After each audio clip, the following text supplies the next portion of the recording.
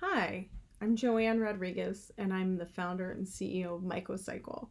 And I'm delighted to join you today as a citizen scientist to speak in front of you. I'd rather be there, but I'm outside of Chicago and had other commitments. So I appreciate the United Nations for inviting me to be a part of this. What is Mycocycle? We process toxins out of waste using mushrooms. So we're using mycology to take target waste streams, take the toxins out of them so we can divert them from landfill um, and create a low emission byproduct for use in manufacturing. That's bio based and myco based. How did I get here? I've worked for 30 years in the building products and manufacturing industries.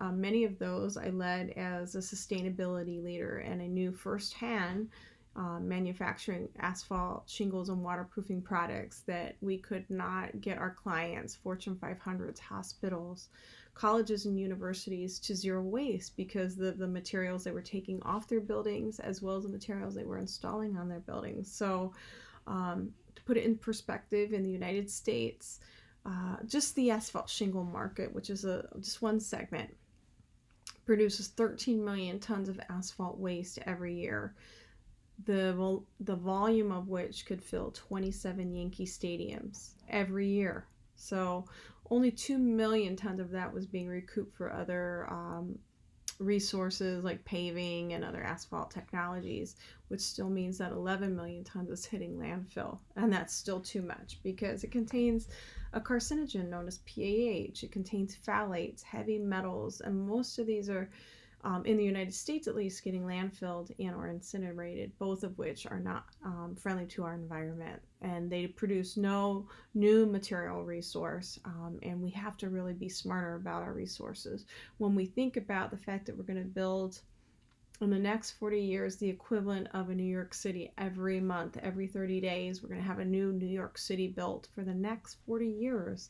That's a lot of materials, and that's a lot of damage to our environment.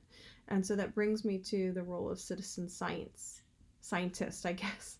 Um, I saw a problem and I said, we need to develop a solution. And what would my role be? What could my role be in all of this to impact the environment in a positive way and also have an economic development that might create jobs and create opportunities? I'm huge in the study of biomimicry and what plants and nature can do for us in our environment. And it took me down the road of researching mycology, and it took me to Peter McCoy, who's in the Pacific Northwest here, um, and he said, sure, let's try to remediate the materials. He was game. After a few interviews, we found someone that was willing to give this a try. He was on the Amazon Renewal Project. He's a specialist in microremediation. And so over the last 12 to 18 months, we've developed a protocol methodology. We have a patent pending on the bioremediation of petroleum containing materials, um, which will lead us into the path of addressing this construction and demolition waste stream, much of which contains petrochemical based products because of fire retardancy and water resistance and all the things we need for our built environment, but that aren't good for our environment ultimately. It's been a learning curve for me to learn science and patience. What does a scientist need and what do the timelines look like and how can we speed that up? And sometimes we can't.